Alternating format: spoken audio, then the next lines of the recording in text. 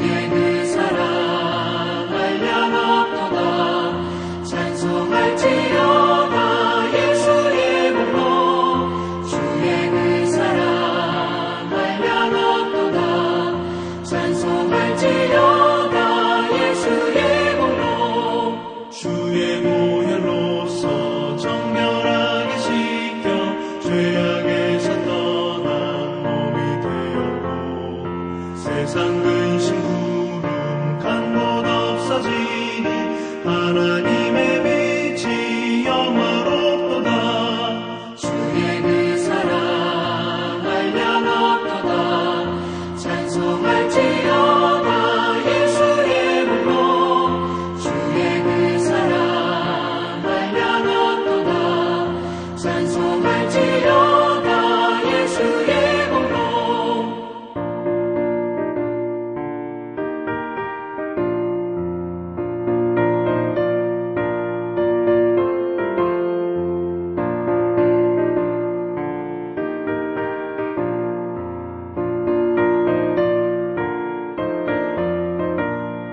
죄의 깊은 잠과 뜬 세상의 물을 어서 깨어나라 나의 친구여.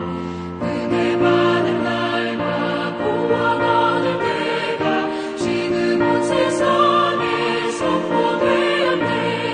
주의 그 사랑 한량없도다. 찬송할지어다 예수의 이름으로. 주의 그 사랑 한량없도다. 찬송할지어다 예수의 이름으로.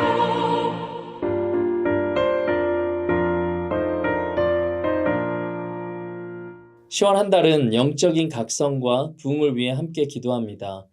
병들어 있는 영적 부분들이 회복되게 하시고 기도로 깨어있는 성도와 교회 되게 하소서. 이 제목으로 함께 기도하겠습니다. 기도하시겠습니다. 사랑과 은혜가 풍성하신 하나님, 오늘 우리 교회의 영적인 각성과 또 부흥을 위해 기도하는 시간 허락하시니 감사합니다. 우리 삶의 모든 영역에서 하나님을 주인으로 모시지 못한 부분들이 우리에게 있다면 주님 이 시간 회개합니다. 이 시간 우리 삶의 구석구석마다 하나님을 주인으로 모시는 우리 모두 되기를 소원합니다. 그런 성도들이 모여 우리 교회를 위해 기도하게 하시고 이 민족과 하나님 나라를 위해 중보하며 이 땅의 영적 대각성이 우리 세대에 일어나도록 우리를 사용하여 주시옵소서. 이제 하나님의 말씀을 듣습니다. 허락하신 생명의 말씀을 붙들고 그 말씀의 순종으로 결단하는 마음을 허락하셔서 주님의 기쁨이 되는 우리 모두 되게 하여 주시옵소서.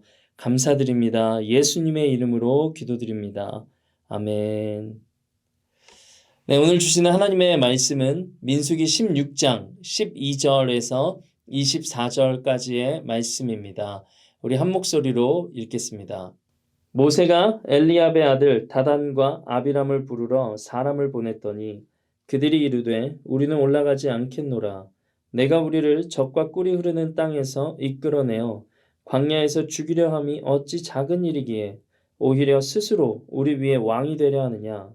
이뿐 아니라 내가 우리를 적과 꿀이 흐르는 땅으로 인도하여 들이지도 아니하고 밭도 포도원도 우리에게 기업으로 주지 아니하니 내가 이 사람들의 눈을 빼려느냐. 우리는 올라가지 아니하겠노라. 모세가 심히 노하여 여호와께 여짜오되 주는 그들의 헌물을 돌아보지 마옵소서. 나는 그들의 나귀 한 마리도 빼앗지 아니하였고 그들 중에 한 사람도 해하지 아니하였나이다 하고 이에 모세가 고라에게 이르되 너와 너의 온 무리는 아론과 함께 내일 여호와 앞으로 나아오되 너희는 제각기 향로를 들고 그 위에 향을 얹고 각 사람이 그 향로를 여호와 앞으로 가져오라. 향로는 모두 250개라. 너와 아론도 각각 향로를 가지고 올지니라. 그들이 제각기 향로를 가져다가 불을 담고 향을 그 위에 얹고 모세 아론과 더불어 회막문에 서니라. 고라가 온 회중을 회막문에 모아놓고 그 두 사람을 대적하려 하매 여호와의 영광이 온 회중에게 나타나시니라. 여호와께서 모세와 아론에게 말씀하여 이르시되 너희는 이 회중에게서 떠나라. 내가 순식간에 그들을 멸하려 하노라. 그 두 사람이 엎드려 이르되 하나님이여 모든 육체의 생명의 하나님이여 한 사람이 범죄하였거늘 온 회중에게 진노하시나이까. 여호와께서 모세에게 말씀하여 이르시되 회중에게 명령하여 이르기를 너희는 고라와 다단과 아비람의 장막 사방에서 떠나라 하라. 아멘. 오늘은 원망 인생, 감사 인생이라는 제목으로 하나님 말씀 증거하겠습니다. 계속해서 민수기를 살펴보고 있습니다. 이스라엘은 여전히 원망과 불평을 하고 있습니다. 어제부터 이어지는 말씀인데 이들이 당을 짓고 모세와 아론에 대해서 반역하고 있습니다. 근데 그 당을 지은 핵심은 고라, 다단, 아비람, 온입니다. 고라는 레위 지파이고 다단, 아비람, 온은 루벤 지파로 이들은 지휘관 250명과 함께 반역을 꾀했습니다. 이것이 어제 본문 16장 1절에서 2절의 말씀입니다. 그러니까 어제 본문을 보면 모세는 고라에 대해서 먼저 크게 책망합니다. 여기에는 아마도 모세의 가족에 대한 인간적인 배신감도 있었을 것입니다. 출애굽기 6장 16절부터 성경은 레위 족보를 기록하는데 레위의 아들은 게르손, 고핫, 무라리입니다. 이 중에서 고핫의 자녀 중 첫째가 아므람이고 그의 자녀는 모세와 아론입니다. 출애굽기 6장 20절에 기록되어 있습니다. 이 고핫의 둘째는 이스할인데 그의 자녀는 고라, 네벡, 시그리입니다. 출애굽기 6장 21절의 말씀입니다. 다시 말해서 모세와 아론 그리고 이들에게 반역한 고라는 사촌지간이었습니다. 앞서 누나 미리암에 이어서 사촌마저도 자기에게 등을 돌리는 상황에 모세는 분노했던 거예요. 게다가 고라는 성막 봉사의 직분을 맡았던 레위 족속이었습니다. 이 고라의 직분과 책임은 일반 지파보다 크기 때문에 그를 먼저 책망하고 그 죄를 엄중히 문 것이었습니다. 그리고 오늘 본문으로 넘어와서 이 루벤 지파의 다단, 아비람, 온은 고라 다음에 모세의 호출을 받습니다. 그리고 모세의 책망을 받는데 말씀을 맡은 자의 직분과 책임이 크기 때문에 고라를 먼저 책망하고 그 죄를 엄중히 문 것입니다. 그리고 나서 루벤 지파의 이 다른 세 명을 부르게 된 것이었습니다. 하나님은 우리 모두에게 책임을 맡기십니다. 그러나 그 경중은 다르다는 것을 우리는 알게 됩니다. 누가복음 12장 48절의 말씀입니다. 물은 많이 받은 자에게는 많이 요구할 것이고 많이 맡은 자에게는 많이 달라 할 것이니라. 달란트 비유도 마찬가지입니다. 5달란트, 2달란트, 1달란트 받은 자들에게 하나님께서 요구하시는 것은 성실입니다. 저와 여러분에게 하나님께서 맡기신 자리와 책임을 어떤 마음으로 임하고 있습니까?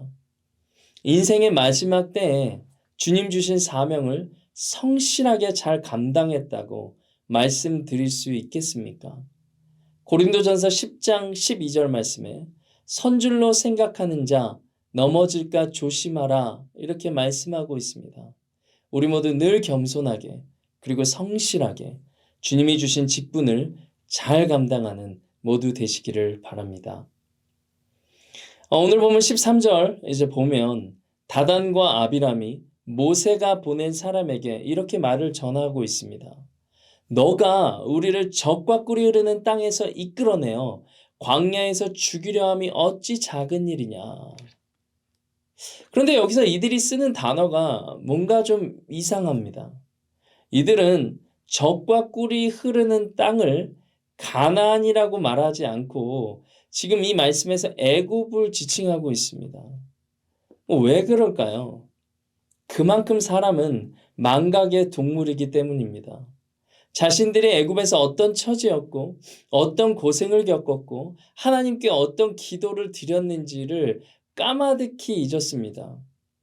애굽이 어떻게 이스라엘 백성들에게 젖과 꿀이 흐르는 땅이 될 수 있을까요? 남자아이들이 학살당했고 남녀노소 모두 죽어라 노동해야 했던 피와 땀이 흐르는 땅이었습니다. 애굽은 그들에게 젖과 꿀이 흐르는 땅이 아니라 피눈물과 한이 맺혀진 땅이었습니다. 그러나 원망과 불평으로 인해서 사리분별을 못하고 현실을 왜곡하는 단계에 이르게 되었던 것입니다. 오늘의 광야 생활이 지치니까 젖과 꿀이 흐르는 땅이 어디인지도 분별하지 못하는 것입니다. 이렇게 감사하지 않고 불평하기 시작하면 기억이 왜곡되는 놀라운 일이 일어난다는 것을 우리는 깨닫게 됩니다. 몇 해 전에 친한 형님이 직장을 찾고 있었습니다. 가족도 부양해야 되고 또 커리어도 이어가야 되니까 참 힘든 기간을 한 1년 가까이를 이렇게 직장을 찾는 기간이 있었습니다. 많이 힘들었어요. 근데 1년이 거의 다 되었을 때 정말 좋은 오퍼가 왔습니다. 그래서 저를 포함해서 주변에 우리 모두가 이건 진짜 주님의 인도하심이다. 하나님의 도우심이다 하고 인정하고 감사했습니다. 그런데 한두 달이 지나면서 불평, 불만이 들려오기 시작하는 거예요. 그래서 저는 형, 지난 1년 생각해봐. 우리 함께 하나님께 기도하고 감사하지 않았어 라고 말해주고 싶었어요. 그런데 손 아랫사람이 그런 말 하면 기분이 상할까 봐 말도 꺼내지도 못했습니다. 그런데 이렇게 원망은 힘들었던 때를 잊게 하거나 아니면 힘들었던 때를 미화하게 하거나 또 감사의 기억을 사라지게 하는 사단의 강력한 무기라는 것을 우리가 알게 됩니다. 우리도 하나님이 우리에게 주신 것에 감사하기보다 원망과 불평을 쉽게 내뱉지는 않습니까? 말씀처럼 원망은 정확한 사리분별을 하지 못하도록 우리의 뇌를 망가뜨리는 것 같습니다. 그러니까 불평은 과거의 기억을 왜곡시키는 거예요. 그런 점에서 원망은 사단의 강력한 무기입니다. 이에 반해서 감사는 성도의 강력한 무기입니다. 하나님이 베풀어 주신 어제의 은혜를 기억하고 감사하십시오. 찰스 스펄전 목사님은 이렇게 말합니다. 불행할 때 감사하면 불행이 끝이 나고 형통할 때 감사하면 형통이 연장된다. 성도의 강력한 무기인 감사를 매일같이 고백하는 우리 모두 되시기를 주님의 이름으로 축복합니다. 이제 15절 말씀을 보면 모세의 기도를 기록하고 있습니다. 이 기도를 우리식으로 풀어서 설명하면 기도를 해보면 하나님, 제가 잘못한 게 하나도 없는 거 아시죠? 쟤들이 하나님께 헌금 내면 받지 마세요. 하나님, 쟤들 받아주지 마세요. 이런 식의 기도입니다. 솔직한 기도죠. 다윗의 시편을 우리가 읽어봐도 대적을 쳐주시고 원수를 갚아주시라는 솔직한 고백이 대부분입니다. 하나님은 모세와 다윗의 솔직한 기도를 다 듣고 계셨고 그들의 기도를 나무라지 않으셨습니다.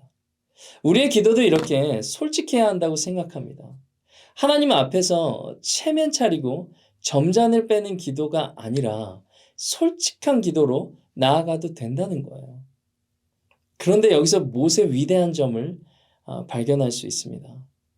이렇게 하나님께 막 솔직한 기도로 나아갔던 모세가 그걸로 딱 끝나지는 않았더라고요. 22절 말씀을 보니까 한 사람이 범죄하였거늘 온 회중에게 진노하지 마소서라고 기도합니다. 지휘관들을 따르는 온 회중의 생명은 거두지 마시라고 이어서 기도하는 거예요. 하나님께서 이들을 온 회중을 다 없이 하겠다라고 하나님 말씀하시니까 모세는 하나님 반역한 자들이 온 회중은 아니지 않습니까? 하나님 그들의 생명은 거두지 말아 주십시오 라고 기도하는 거예요. 이 모세의 기도는 출애굽기 33장에 금송아지 사건을 두고 하나님의 생명책에서 자신을 빼낼지라도 그 민족을 살려주시라는 그 중보 기도와도 그 맥이 닿아 있습니다. 하나님은 모세의 이 모습을 보고 계셨고 그의 기도를 들으셨고 그 기도를 기뻐하셨습니다. 모세가 어떻게 이럴 수 있었을까요? 어쩌면 하나님의 마음을 시원하게 해드리는 이 기도로 나아갈 수 있었을까요? 그것은 나이 40에 애굽 사람을 때려 죽였던 자기의 과오를 모세가 뼈저리게 알고 있었기 때문입니다.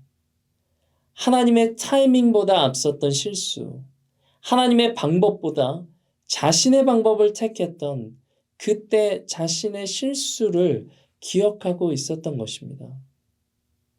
이스라엘은 불과 얼마 전에 탈출한 애굽을 젖과 꿀이 흐르는 땅이라 미화하며 과거를 잊어버렸지만 모세는 40여 년 전의 일을 마음속에 담아두고 있었던 거예요.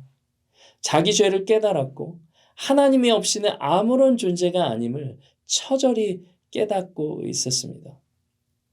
그래서 그는 자기와 같은 연약한 이스라엘 온 회중을 위해서 하나님께 기도한 것입니다. 그리고 책임을 맡은 고라, 다단, 아비람, 온마저도 자신의 손으로 심판하지 않고 하나님의 손에 맡겼습니다.